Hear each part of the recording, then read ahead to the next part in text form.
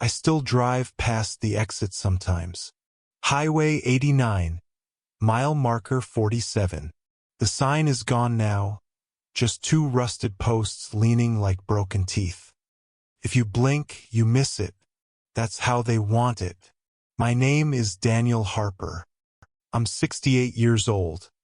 And for 20 years I've carried a secret that turned a town of 600 souls into a ghost story nobody tells.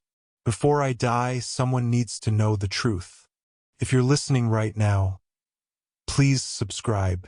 Someone should remember what happened out there. Someone should know. It was 2003. Northern Arizona. A town so small it didn't deserve the name. One stoplight. One diner. One school that smelled like pencil shavings and cafeteria tater tots. We moved there because my wife Carol wanted our daughter Emily somewhere safe. Away from Phoenix sirens and drive-bys. I took the deputy job because the pay was steady and the sheriff, Dave, was the kind of man who still said grace before coffee. We thought we'd found peace. The first call came on September 23rd. Janet Holloway. Juniper Road. Said someone had been looking in her kitchen window at 9 p.m. Had to be tall, she said. Had to be standing on something. Proportions were off. That was the word she kept using. Off. I drove out there in the cruiser, boots crunching on red dirt that never quite washes off. Found scuff marks under the window, deep, like something heavy leaned there. I'm 6'1" and I had to stand on my toes to see inside. Told her to keep the lights on. Call if it came back. Came back. 2 more calls that week. Rodriguez on Pine. Bartley's on Mesquite. Same story. Face at the window. Too tall. Dog wouldn't stop barking. Dog wouldn't go outside. Dave and I sat in the office with burnt coffee and a map spread between us. Figured it was kids on stilts. Meth head living in the hills. Small towns get rumors. We put out the word. Lock your doors. It'll blow over. It didn't blow over. October brought the livestock. Tom Dillon lost 12 chickens in one night. Wire ripped like tissue paper. Birds torn open. Not eaten. Just killed. Barbara Fremont's goat next. Throat opened ear to ear. Eyes wide like it saw something worse than dying. People started sitting on porches with rifles. Bill guarded his coop 3 nights straight. 4th night he went inside for coffee. Came back to 15 dead birds arranged in a perfect circle. Heads pointed inward. That's when the word changed. From prank to something else. Brandon saw it on the road at 3 a.m. 7 feet tall. Thin like a fence post. Stood in his lane and watched him swerve. He was a diesel mechanic. No imagination. Said it moved wrong. Like its joints bent backward. We were still calling it a person. Still pretending. Then Patricia Ames called. Midnight. I was off duty but the scanner was on. Her voice cracked like ice on a puddle. Someone outside using her husband's voice. Trish, come outside. Trish, I need you. She almost went. Half asleep. Thought Dan was hurt. Then she rolled over and Dan was right there. Asleep. Then the voice again. From right outside the bedroom window. Trish, why won't you come outside? Dan grabbed his rifle. I got there in 10 minutes. Every light in the house blazing. Dan on the porch shaking so hard the barrel rattled. Patricia inside with the kids pressed against her like burrs. I found the prints under the window. Bare feet. 14 inches long. Stride too wide. Like something taking steps twice the length of a man. We followed them 50 yards toward the hills. Then nothing. Just stopped. Like it lifted off the ground and flew. Dan looked at me. What the heck is going on? I didn't have an answer. November froze the town. Kids stopped walking to school. Parents lined up at 3 p.m. like it was evacuation day. Miss Herrera told me the children were drawing the same thing in art class. Tall stick figures with no faces. Long necks. Standing at the edge of the playground. Emily stopped talking at dinner. Started sleeping on our floor. Carol found her once at 2 a.m. staring out the window, whispering, "Daddy, it's watching." The sightings moved into town. Church roof. Post office parking lot. Between houses like it was taking a stroll. People saw 2. Then 3. Always at dusk. Always watching. November 16th. 5 teenagers went to the clearing off Old Back Road. Bonfire. Beer. The place kids went when parents looked the other way. For came running back at 11:30. Clothes torn. Faces scratched raw. Sarah's car left running. Doors open. Sarah gone. We searched all night. 20 volunteers. Flashlights cutting tunnels in the dark.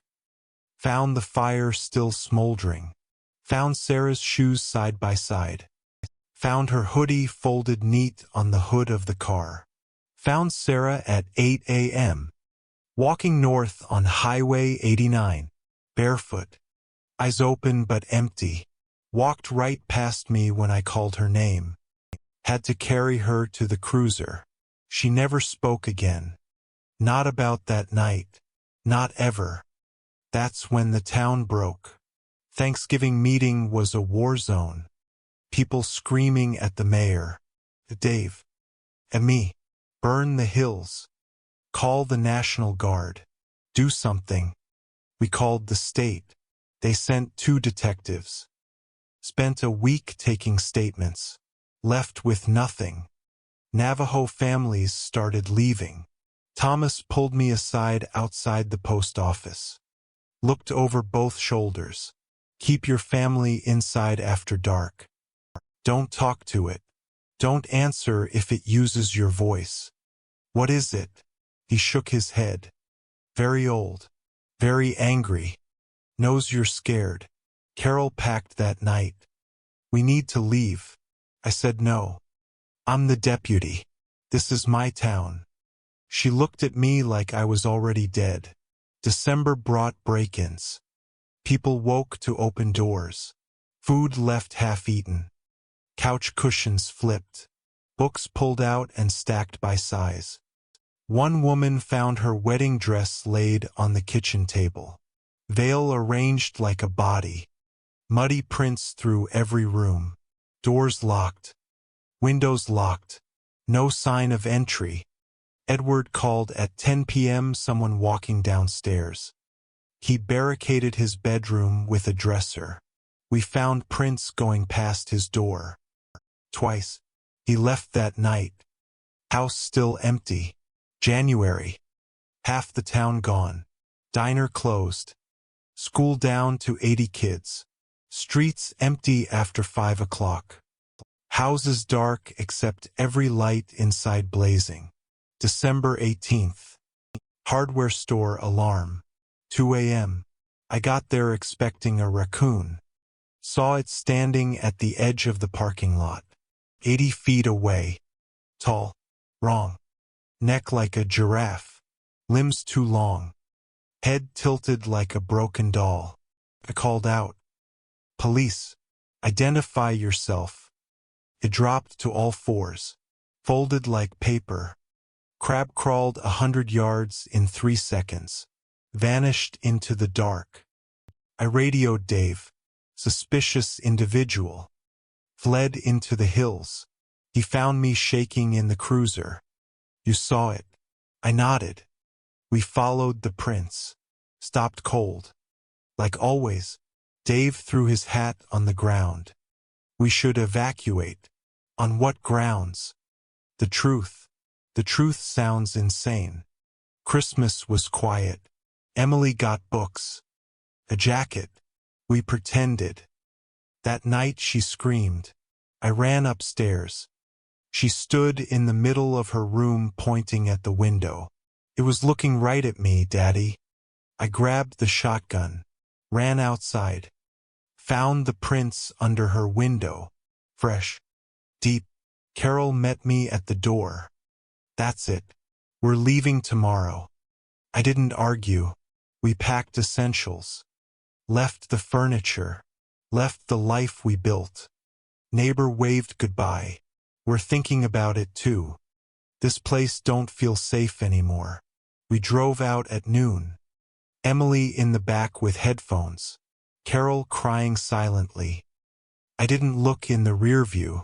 Dave called 2 months later. Robert shot it. 2 a.m. thing trying to get in.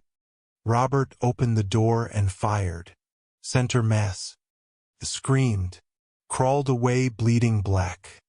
They followed the trail 200 yards. Blood on rocks. On brush. Then nothing. Just stopped. Dave left 2 weeks later.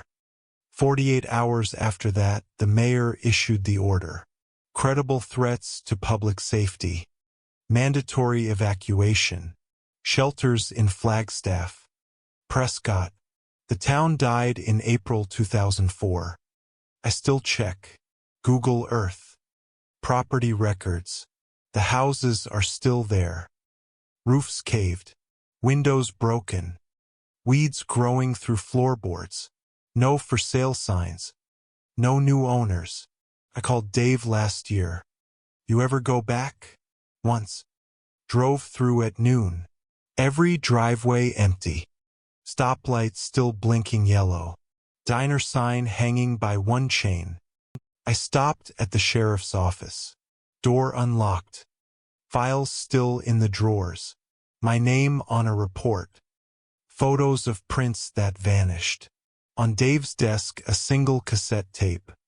Label in his handwriting. For Daniel. I played it in the cruiser. His voice. Tired. Scared. It never left. Whatever it was, it's still there. Waiting for the next town. Waiting for the next family that thinks small means safe. If you're ever on Highway 89 and see mile marker 47, keep driving. Don't slow down. Don't look in the rear view. Because some towns don't die. They get emptied. And whatever emptied ours, is still hungry.